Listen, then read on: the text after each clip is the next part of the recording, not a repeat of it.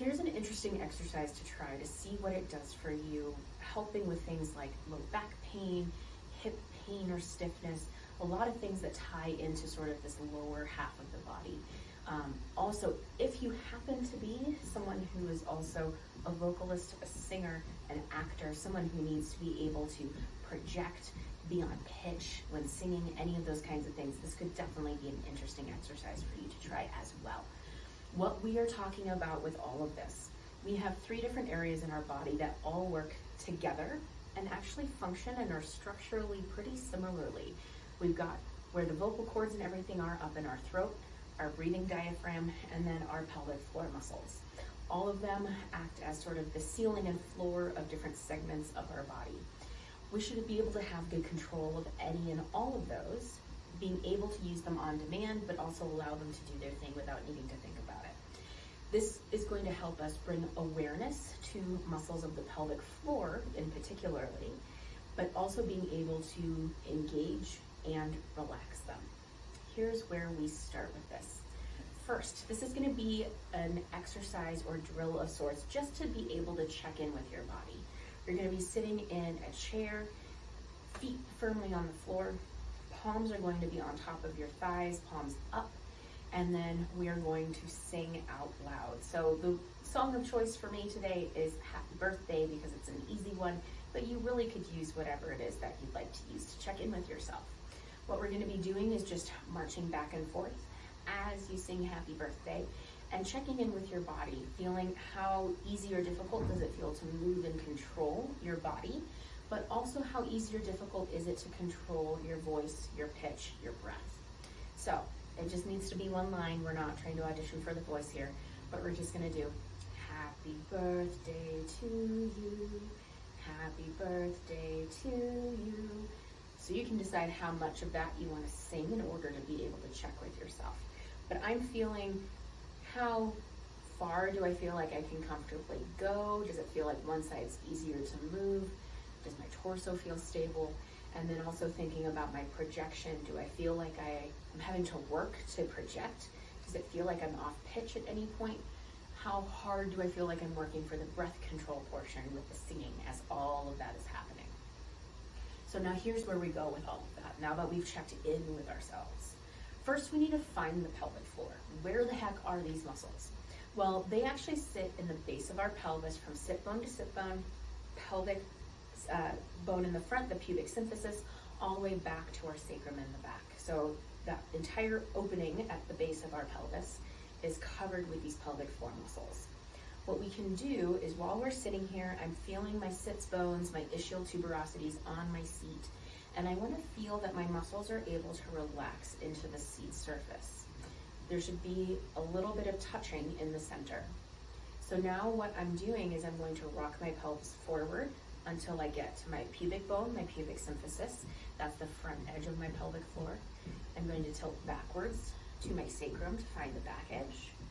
And then going from sits bones to sits bone, or ischial tuberosity to ischial tuberosity to find the edges. So then what I can do is start in the center again.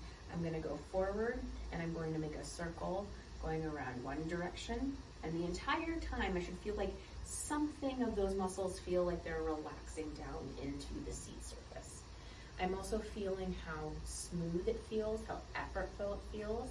I may also notice maybe a particular area feels like it's a little sticky trying to move through. So I'm going to do circles in both directions. Again, just kind of checking in with my body, seeing what I feel. This gives me an idea of where I'm trying to feel some of these muscles work. Now, let's talk about engaging these muscles. What we want to think about as those muscles are relaxed nice into the seat surface, we want to imagine like there's a thick milkshake on the seat that we're trying to draw up through a straw. Things contract upward and inward a little bit. We're going to hold for just a few seconds, and then we're going to relax, letting everything relax back down, settling back into the seat. Again, drawing up and inward with those muscles. You may also visualize maybe the sits bones are drawing in towards one another, those ischial tuberosities. They're not actually moving, but that might be a good visualization. And then we feel everything relax back down into that chair. So this is one way to think about engaging those muscles. A lot of times, however, if we're feeling some pain, some discomfort, some stuff going on in our hips, it may be that those muscles are actually overactive and we're not getting them to relax sufficiently. So particularly if with some of these drills you feel like you're not relaxing into the seat, or there's an area where it just feels really difficult to get around in those circles, this might be more of what you need. All of these positions have something in common as far as how we're using our body, the position that our hips and pelvis are in. Other than that, you can choose what feels the most comfortable for you. We're gonna have a couple where you're on the floor on your knees, one that's kind of more of a crouching position, and one that's more of a standing position. We'll talk through all of them and demonstrate all of them. First, let's do the one on the floor. So here, we're gonna start with child's pose. Now, typically when we do this, we're thinking sitting all the way back onto our heels, letting our body come forward. This one, we want our knees pretty spread apart so that we really can sink into the floor. We're not trying to keep our legs close to one another. And let your body just relax down into that child's pose, feeling like your sits bones are moving away from one another in that position, creating some stretch on those pelvic floor muscles. Again, those bones are not actually moving, but that's kind of what we're visualizing.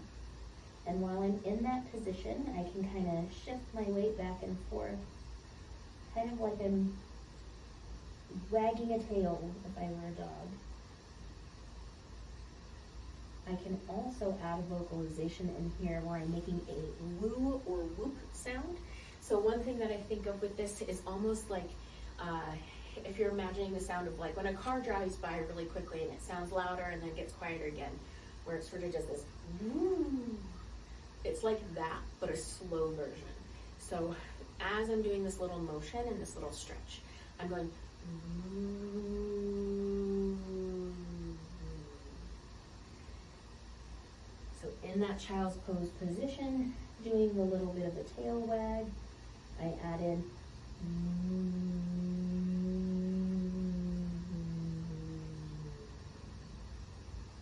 I can also do this in puppy pose. So same general idea, but doesn't require as much position from your foot and ankle and knee. Hips are going to be straight up in the sky, arms out in front, and here I can also do that little tail wag. I can add in that vocalization here as well. My next option is doing a really deep squat. So thinking space between my knees again, heels on the floor, arms can be wherever is comfortable, but I want to feel like I can settle here and feel those sits bones stretch apart from one another, pelvic floor relax down into the floor. And then the final position, we can do this kneeling or standing. You can use something in front of you so that you can lean on it or have your arms overhead. And then same thing, hips back, and you do your little tail wag. Or if I were standing, for example, I could use something like a tabletop or countertop in order to do that same thing. Always adding that vocalization in there. The idea is that all of this helps muscles to relax in the pelvic floor. So now that we've learned how to both engage those muscles and relax the muscles a bit, we're going to come back to our initial checks. We're going to do our circles.